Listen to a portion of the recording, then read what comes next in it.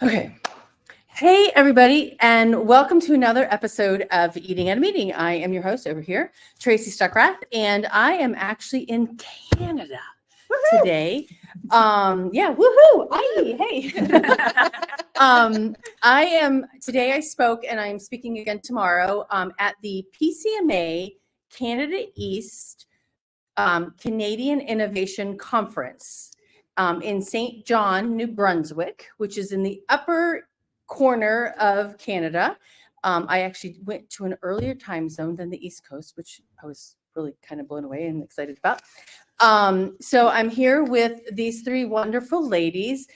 I'm going to have you all introduce yourselves and tell everybody what you do and what your role is in planning this convention. They are the conference planners for this convention. And so I've got Heather, Erica, and Natalie. So Heather, tell everybody who you are and what you do. Hello, folks. Heather Reid. I am this year the president of the PCMA Canada East chapter. I've been an entrepreneurial event planner for 30 years, and now I consult with clients on negotiating contracts. And you give out a lot of really good information on your LinkedIn profile. I try. Yes, you do. You do a good job. Yes. Erica? So I'm Erica Orecchio. I'm the secretariat for the PCMA Canada East chapter. And in my working life, I work for Absolute Conferences and Events. So we do event planning and association management. Okay. So I do all kinds of things. All right. Awesome. And I'm Natalie Marino. I am the chair of the Canadian Innovation Conference this year. So it's my pleasure to work with these lovely ladies.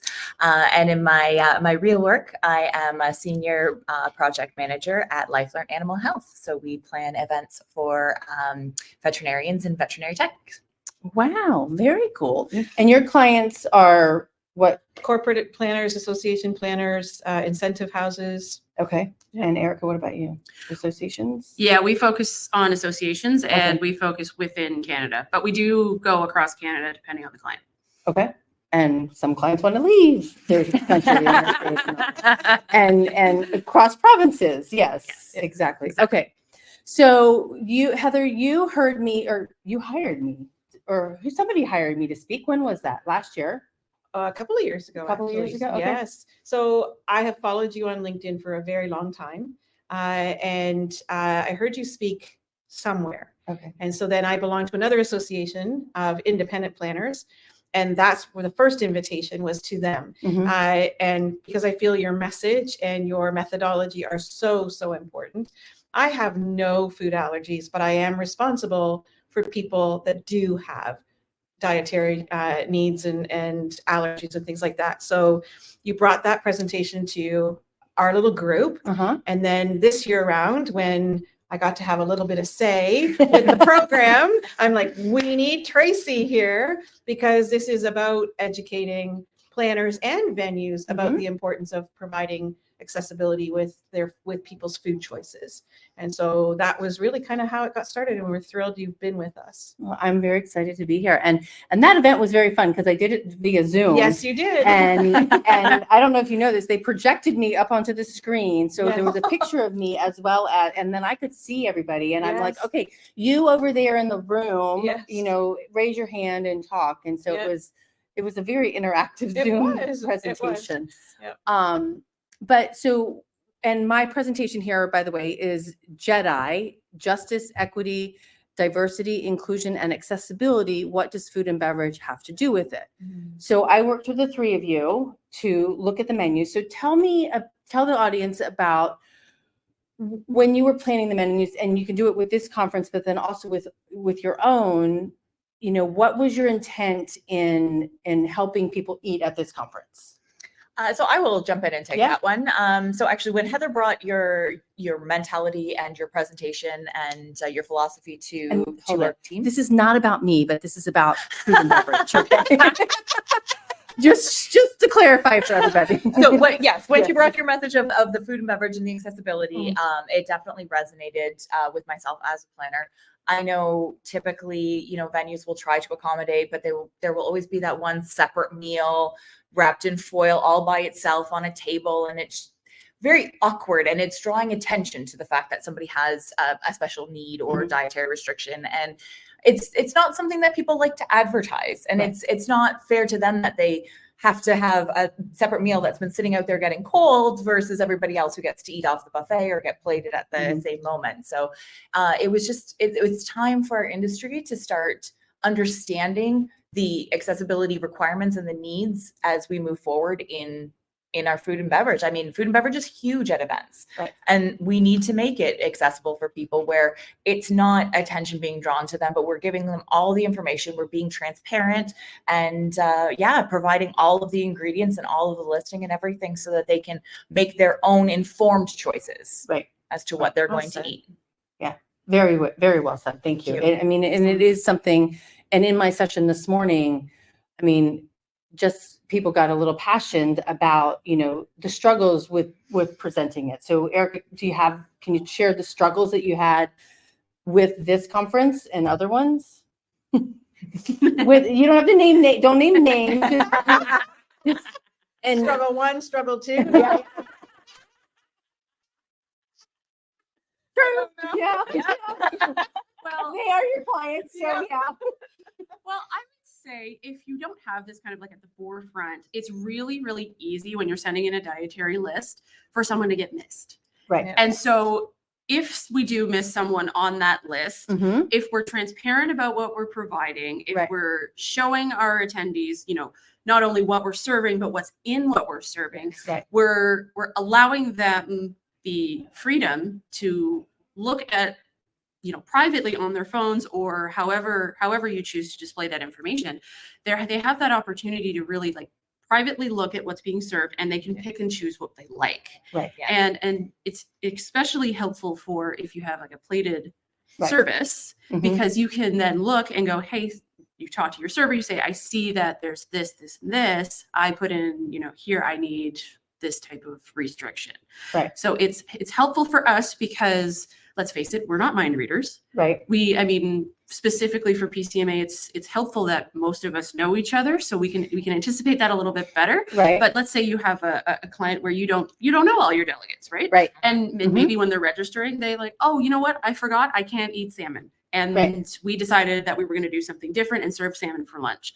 So it's helpful that we get that information out there and we get it out relatively early. So Right. we put it out when we launched the app about a week before the conference. Okay. So that way our people are prepared Right. and they know what they're getting into, Right. and that they know, okay, so I might need to bring my EpiPen as a backup, or Right. I need to bring my allergy meds as a backup, or Right. something like Right. that. So at least we give them that opportunity to prepare.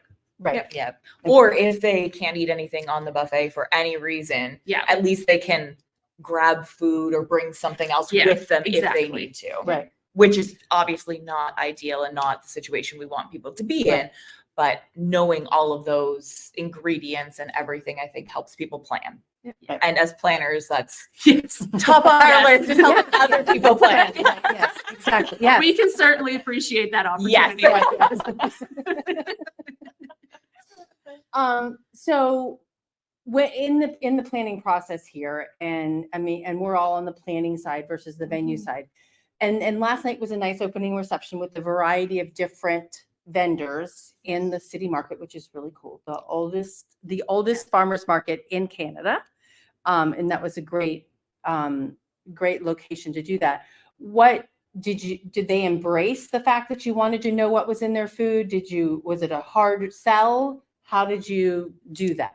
So initially, I think it probably caught them off guard because Okay. it's not a request that they'd had before. Mm-hmm. But once we explained the purpose behind it and what we were trying to do for our attendees, Mhm. I feel like all of the food and beverage Embraced it. providers Yeah. embraced it willingly and happily because they also wanted to be transparent and they wanted to make sure that people were, you know, able to eat their food Right. and not have any reactions. I mean, Right. no food and beverage vendor ever wants anyone to No. have a reaction No. to eating their food. Yeah. So No.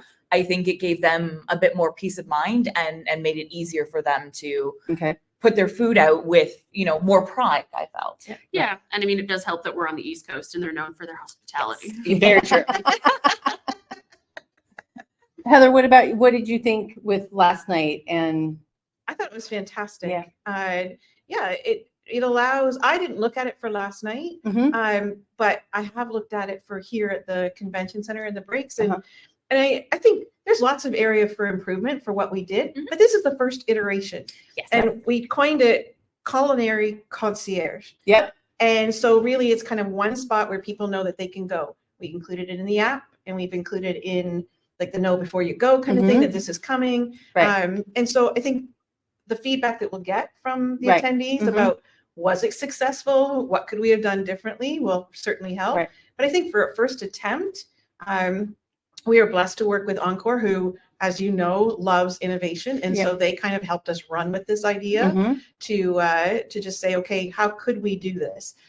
So it was an exploration of what is possible. What can we do with the volunteers, Right. Limited, support as far as, things are crunched at, 2-3 weeks out. Yep. And so I'm proud of what we did and hope to improve it. But we hope it's maybe a thing that other planners will at least attempt. Yeah. Yeah. So- And we've definitely already been hearing some great feedback about, people so excited that they finally know what's in all the food so that they are able to make those informed choices. Yeah. And as a pilot project, I think this is a really good kickoff. So Erica, will you explain the different ways that Yes. you educated or provided the information to attendees? Yeah, absolutely. So first and foremost, I will acknowledge Encore. They had the culinary concierge station that was in the meal room, and you could actually go up and touch it, and it changed for each meal, and you could touch each item and it would flip over and you could see what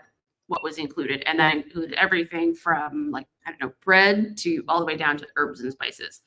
So it was very comprehensive as best we could. We also uploaded a document into our app that listed the menus for each meal in one PDF under a section called accessible information. But we also broke that up into sections, and we updated the menus for each different session that we included in the app. I love that. Yeah. So it was available in a couple of different places. And we also made sure that, not only at our opening and closing receptions, but here as well, we had labels on the buffets just to make sure that it was obvious. Right. We use QR codes. Yep. We use A QR lot of it codes. was QR code based. So Yeah, because I went over to, and I will show a video of that using and how excited I was by it, because I did it this morning, but it also did say scan this QR code and here's the menus. So if they weren't looking at it at their app, they didn't download the app, because some people just don't download the apps. They could get it that way. Yeah. And we did actually have that QR code on our main On our section car screen slides. as well, All right, awesome. looping through so people could scan it at any point in time and check any piece of the meal. So. Yeah, which was also very helpful because it meant we didn't necessarily have to print the menus and put them on the tables. Right. Yeah, that's a good idea. So we could keep it all consistent and a little bit more streamlined. More sustainable. More sustainable. too. More Absolutely. sustainable. And then because it's broken down by the food function, it's not a long 10-page document that, I'm assuming that the QR, did you have a different QR code for each meal? Yes. No. The QR code itself was the same, but Okay. for the different meal functions, it would shift. they changed it. Yeah, They would change So the yes, content. same QR code, Yes. but for breakfast you scan the code and it shows you breakfast. At lunchtime, that same QR code showed the lunch menu. Gotcha. Yeah. Okay. All right. It was awesome. constantly being updated Okay. by the crew at Encore. Oh, wow. Okay. I didn't know you could do that. That's something I learned today. Okay. Change the data, and which is good. I guess that makes complete sense. But that's really great too, because then if the tech team is updating it on the back end, it's really makes it easier so that you only have that one QR code. Yes. Yeah. And people don't have to scan 5 zillion of them. I just had a question in my head. And technology wise, and even PDF wise, it also is, because I was talking to the guy from Encore today, and I know we were on a deadline to get the information in, but the information on that app is only as good as what we can get from our suppliers. Exactly. Yeah. Exactly. And so when you're planning these things out, you really do need to work with your food and beverage partners a lot to understand that. And so in this venue is catered by the Hilton, is that right? Yes. Okay. So, and that chef was really willing to work with you and figuring all that out? Oh, yeah. Yeah. He Yeah, was yeah. fantastic. Yeah. He was great. He's like, you know what? I always have these recipes. It's really easy for me to pull, and it's not like I'm hiding anything. So Yeah. there you go. Wow, that's awesome. Yeah. Yes. Oh, yeah. That's really nice. Yeah, because sometimes, Okay, Phil from Hilton. Phil from John. Hilton. Yeah. St. John, we like Shout you. out to And Phil. Phil. Yeah, I'm gonna go find you tomorrow, Phil. Yes, before I leave. And that's a really important thing because I mean, I actually shared an experience. I was actually at a hotel last week that I was at, and I had an allergic reaction a couple of years ago, and I showed a picture of the server who figured it out, what the ingredients were, and she's been there for 34 years, so she still works at the hotel, and she was like, "Oh my God, hi!" But I showed her a picture to somebody, and I'm like, "Does she still work here?" But they ended up, that hotel had 2 recipes with the same name but different ingredients, and the chef switch over or something, the line cook switch over, they changed, they used a different recipe. So yeah, so I'm glad that he's got those and they're readily available. Just everybody make sure your recipe names are different, right? Yes. Yes. So moving forward and with all of your own clients outside of this, planning wise, but contracting wise, Heather, how do you incorporate food and beverage contracting into your overall contracts when you're working with your clients? How long do you have? We can talk as long as you want, as long as everybody will listen. Yes. You know, some clients are not interested in that part of it. Yeah. Other clients are very particular about laying out, you know, everything has to be labeled. There has to be the chef available to consult with those with dietary restrictions. So a lot of clients, if they're really focused on that accessibility piece, they will contract for it.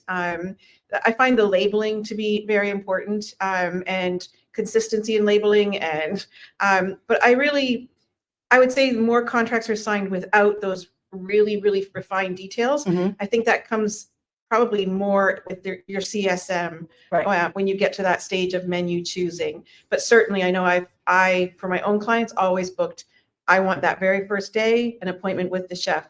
I want the chef there for a couple of hours, so anyone with dietary restrictions could come and meet the chef and explain to them what their restrictions were.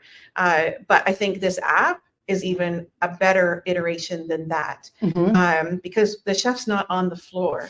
right. The chef, you know, is behind the scenes and preparing and choosing, but not the ones executing. And this way, even some banquet staff are not informed as to what they're just not informed as to what's in it. Right. And so this way, being proactive, we can assure our attendees that, you know, those things have. So I think the more that we as planners ask for these things, when I know you're on that mission, right, is to make it, we'll see it in contracts, but I don't see it a lot. But yeah, and I think it's something that we need to think. I mean, one of the things we need to think forward on it, but one of the things I also ask in my RFPs as well is how many people on your staff are allergen trained, or what's your health inspection yes, score? that's what I learned from you. So please, yeah. So because you want to, like, you go into a restaurant and you see the A or the 90 or the 95, whatever, but ask the health inspection score of your hotels and your catering companies. They have to have that as well to serve food.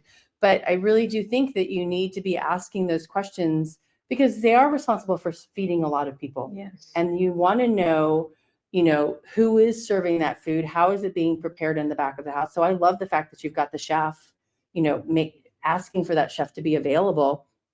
The executive sous chef, the executive chef, the banquet chef, whichever one it is that's over all of that. I think it's very important to have that person available to you to answer questions for sure. How are you two going to apply what you've done with this conference in your planning of other conferences? So for me, I mean, it's definitely going to be something that I bring up to all my clients as something that they should consider doing. I feel like I can't go back now at this point. We've gotten to a point now where I feel this is the best approach to the food and beverage and making sure that everybody who has dietary restrictions is still able to eat everything and not leave a conference starving or have to go buy their own meals. So it's definitely going to be on my list of questions for all my clients now moving forward. Okay. Yeah, I think she nailed it. I mean, we can't really go back either, I don't think. I mean, certainly for this conference, but even for we do a number of conferences for various clients, and I will always recommend that we take this approach, because I just really think you can't be too cautious these days, Right. and more information is better. We've been spoiled now. But I think there's also, we have to acknowledge that it's not just building in that, but it's building in the budget to have this. Yes. Right. Yes. Yeah, Absolutely. we were Yeah. blessed with Encore. We've been a long-standing partnership with Encore for this conference, that they always top it up. Yes. Right. Yes. But I think planners need to build in, because it's not free. It Right. does, No. it's labor The app. intensive. Yeah. Absolutely. Yeah. Or Yeah. just even the behind the scenes for Right. the QR codes, for the Mhm. building of what it looks like and all of that. Like you have to budget for it. Right. Absolutely. So we will have to budget for that next year for this conference. So Right. Yeah. yeah. And budget your time. Yes. Yes. Yeah. It's a, Oh, it's it a takes- new as- thing. It's Yeah. a new thing. As the and person who does that, it takes a lot of time. It takes Yeah, it time. does. It does. And it's a learning curve. And I mean, it took us a while to get here, but now that Right. we're here, we have to budget our time to make Right. sure that Mhm. we are looking at it from all angles, and can we have it available easily, and how do we have it available easily, and how long does it take for us to make sure that it's available easily? Right. And involving the chef in those conversations earlier as well. I mean, Mhm. most event planners just pick a menu off the list and don't even think twice about it. Mhm. Whereas, now we're wanting to have conversations with the chef to actually get the detailed ingredients, which many people don't ask for. So it's a matter of getting the chefs involved in the conversation earlier. Right. Similar to, when we did the switch to hybrid, it was talking about getting the AV companies involved Mhm. earlier. I think we need to shift that mentality as well and get the kitchen staff involved in these conversations earlier. I definitely agree. And I think that's a conversation, it's the chef as well as the banquet captain, because the majority of the time, and I'm going to say 99.9% of the time, which is basically all of it, Yep. the front of the house, the banquet teams are the ones responsible for making the labels, Mhm. and the ones in the back of the house are responsible for making the food. So they're asking the question of who's got that right information, and confirming is a really important conversation to have and to confirm. One thing I wanted to bring up is you and Allison and I and Chef were talking before the conference, and we were going to only put it on the app, right? And Yes. not label the food. And I'm like, well, not everybody, some food looks the same. Yes. And can you Yes. talk through that? Yes, absolutely. I mean, it might not necessarily be the sustainable choice to Right. also have those labels printed, but it is the best choice to have it available any which way, because as we know, our delegates will look some places, but they won't look in others. So Mhm. it just takes that one extra step just to make sure Right. that everything is covered. And of course, after talking to you, we made sure that that was going to be the case going forward, because not everyone's going to think to check their phone Right. Or Yeah. download the app. or download the Yeah. app. Yeah, And I would exactly. think there might be an aspect. I know for myself, I'm not a foodie. I Mhm. love food, but I'm not a foodie. And so some of these lovely names that are for some of these meals Right. and Mhm. foods that we eat, if I was to look at the name, I wouldn't know how that translated to what it looked like. Right. And so Yeah, I think that's there's true. also, we need to make sure that it's labeled so someone can go, that's the whatever. Like, I'm going Right. to use lasagna. We all know what lasagna looks like. But for something that was maybe a more cultural or ethnic food that I wouldn't know necessarily what the name of it was, Right. it appears on the app, but what is it? Right. And so Mhm. I think also then you can make that connection between, oh, that's what that was. And I can, so. Oh, speaking of Allison. Hi, Allison. Okay, this came through. She's still on the job. We're done. Yeah. That's a really good point, because even fancy words for cheese, Yes. Yes. Yeah. people don't know that means cheese, Yes. or a fancy name for salmon or something like that, right? Yes. People Yeah. don't necessarily know what that I'm one that doesn't know those names. is. Yeah. Well, yeah. even- And you can take it from the other direction too. So like, for example, if you have, I don't know, green curry. Right. Everybody makes that differently. Mhm. Mhm. There can be 1,000 different ways that you make that particular type of curry. So it's important that those are labeled and, you have the ingredients available, because, it's like, I make green curry all the time. I can eat it here. Right. Yep. No, No. maybe this place Mhm. makes it with peanuts. Right. It's funny. I was just going to say the same thing along Yeah. Heather's line of the Yeah. lasagna. You make your lasagna one way.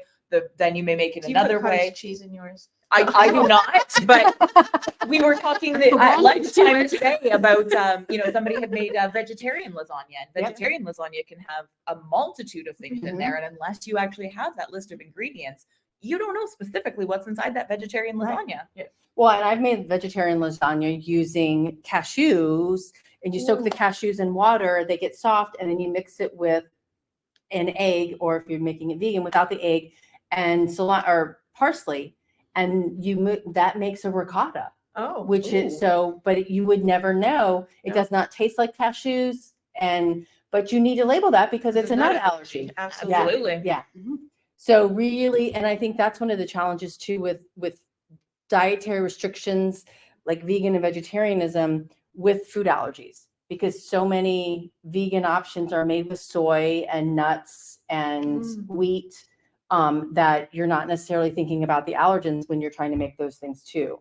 So, because a lot of people try to do the vegan gluten-free thing together. Yes. And and that's hard. That's right. It's very challenging because you don't necessarily want to serve someone who's, let's say someone's vegan. You don't necessarily want to serve someone like a bowl of plain spaghetti because you want them to enjoy their experience. Right. But you have to ask your food and beverage supplier to be a little creative, because it's like, what, you could get a person who doesn't eat meat for ethical reasons or whatever. There's so many reasons why you wouldn't eat meat, but they could also have a number of allergies. Right. So it's definitely challenging. And there is a meat allergy. There's a mammalian allergy. Yeah. So they can't have the animal product, the dairy or anything from it, as well as the meat products. So that's a whole nother thing. On my slides today, and you guys didn't see them, I had pictures of all the different pies that are famous in each province. And I don't remember which one this was, but there's a seal flipper pie that's like one of the territories. in one of the territories. Yeah.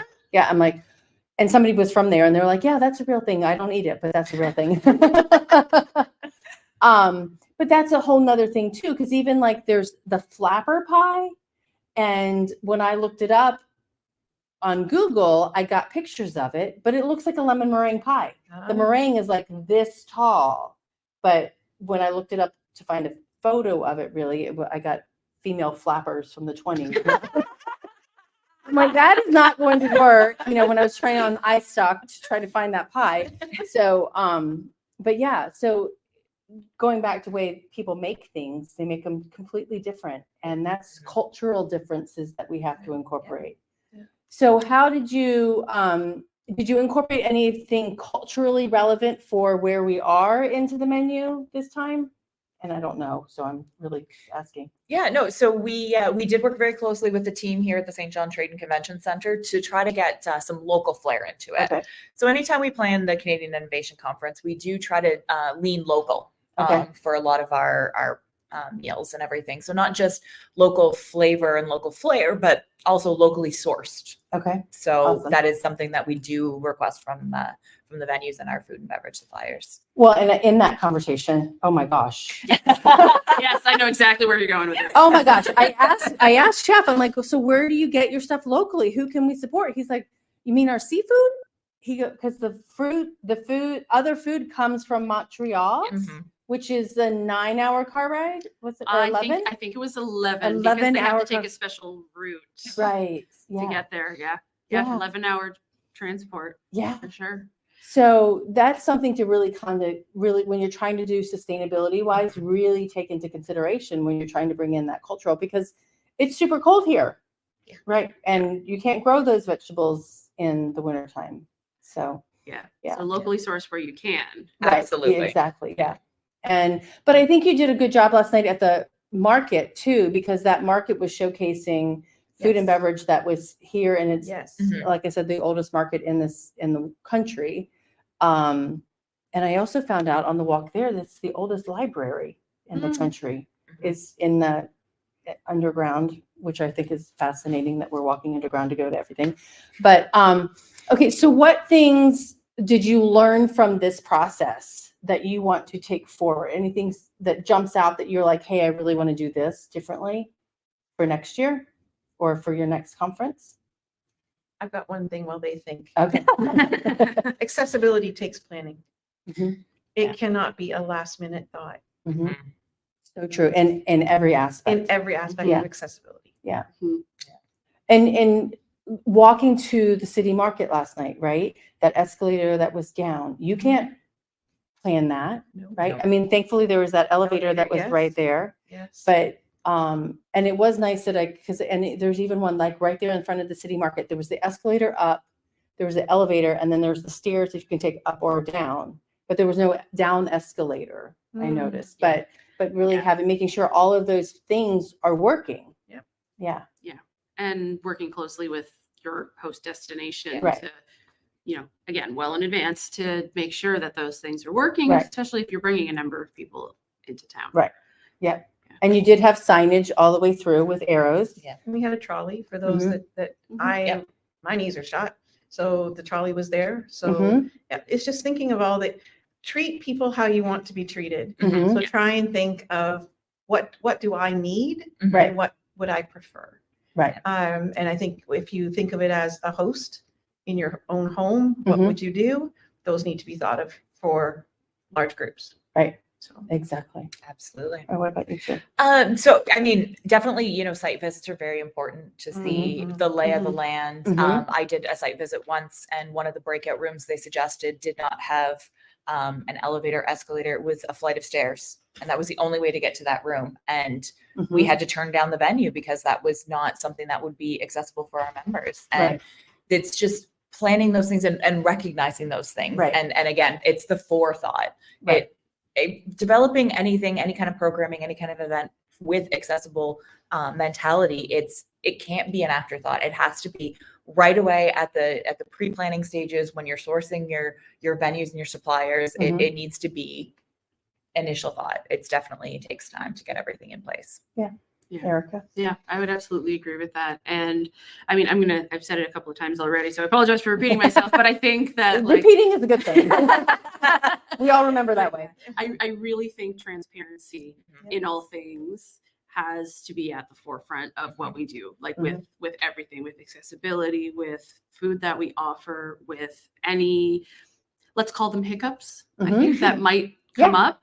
Like we need to show that we're prepared for any eventuality. And I mean, we are trained to think on our feet, but we're also trained to have that forethought, and that's a skill that's developing all the time. Mhm. So I mean, I know for myself personally that it takes practice, and Yeah. you only get better with time for Yeah. sure. So I think that the more we start to incorporate these habits into our planning, the more it's just going to become instant. It's like, that's what you do.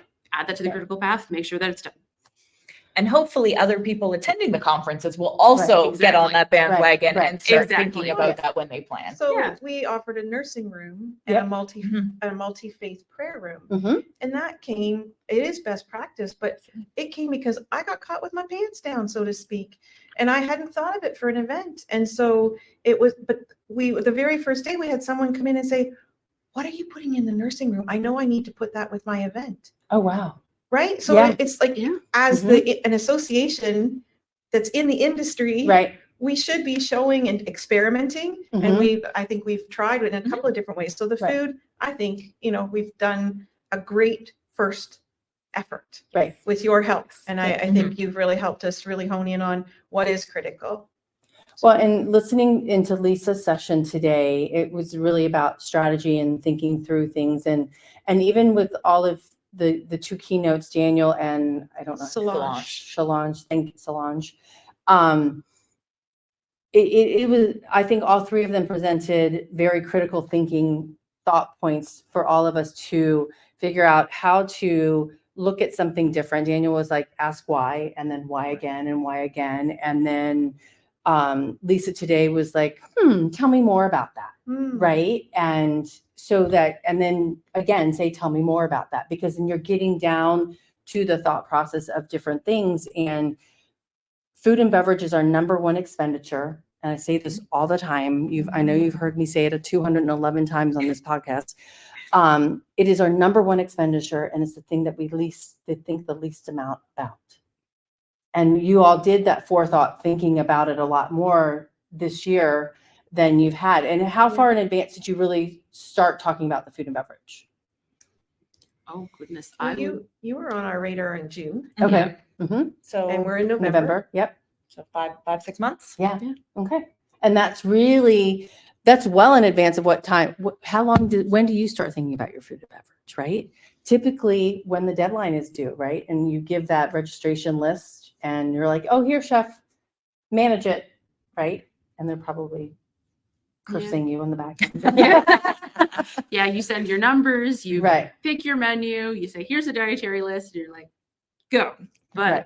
no, not this time. We No. Yeah. really made an effort to think critically about it. And okay, so that and there was one slide that I did years ago, and I put a plate out there, and it's transportation and speakers and housing and all these words that trickle down, and food and beverage, and then ADA accessibility, and all of these things that come into play into that. You all said it needs to be part of the critical conversation, going forward, and with food and beverage being sustainability wise, what did you talk about, chefs? I'm just throwing this out there. Sustainability wise, I noticed the breaks didn't have excessive, vertical buffets and a lot of things. It was very limited, and I liked that, because what if it's okay if we run out of food, right? We don't want to run out of food, but can you talk through, was any of that sustainability driven or budget driven or just whatever? It was experience driven. It was experience driven. I'm Okay, gonna talk say- more about that. Because at the helm of Absolute is Mhm. Allison, who's been in the industry for Mhm. 30 plus years. Right.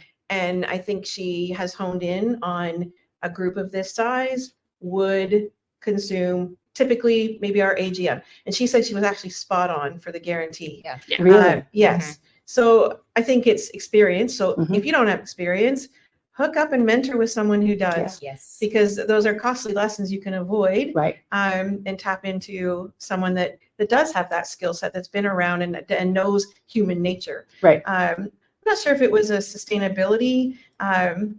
No, not You as don't want much. excess. But No. you absolutely don't want excess. No, but in a lot of the food and beverage that we selected for our Yes. breaks and everything was stuff or items that weren't going to go bad. So, Right. like, wrapped granola bars or bags of trail mix, things that, Right. Yes. if it didn't get taken away, at least it can go back and doesn't have to get Great thrown point. into the garbage, Yeah. right? Yes. It was, Mhm. it was Yeah. thought of in a multitude of layers, I Yeah. feel. Consumption items. Yes. On Yeah. consumption based items. Yeah. Exactly. Well, and I like that, because knowing your history Yeah. of your event, if you're doing the same event over and over and over again, you can see the patterns.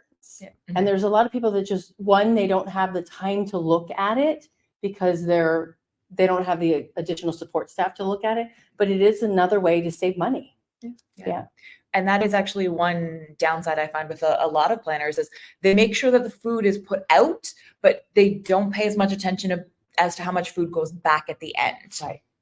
Or what's even in the back of the house that hasn't been that- served. Absolutely. Mhm. Or, where does it go? Does it just Yeah. get thrown Yes. out? Does the Mhm. venue have a donation policy for food that's left over? Mhm. I mean, that's another piece that we should really Right. be thinking about, because That's definitely in the contract. Yes. Good. Yes, that's good. there are always homeless shelters that could benefit from having meals. Right. And if it doesn't get eaten, it's better than throwing it in the garbage. Right. Yeah. Yeah. Definitely a multifaceted Yeah. conversation. Yes. Yeah, for yeah. sure. Yeah. And especially as much food as we order in our industry, we should be giving back and making sure that others are fed. Absolutely. Oh yeah. Okay. So my final question for all of you, which is what I ask every single guest, is what does a safe, sustainable, and inclusive food and beverage experience mean to you? I know that's a lot. Safe. Sustainable and inclusive. That is a really good question. Maybe we can group think on this one. Yeah. So we're together here. Group thinking a lot. Can I say transparency? Yeah. Transparency. A conference where all of your attendees have the ability to eat healthy, good, delicious food Mhm. without having to worry that it's going to kill them or that Or being or it's going to singled make out them in sick. some manner. Yeah. Mhm. Yeah. Yeah. Yes, being singled out is Yeah. never a good thing. Most people want to just be part of the group, go through Yes. the buffet line without having to again pick up that Yeah. lonely little homeless plate on the side that's got their Right. name on it or something. Yeah.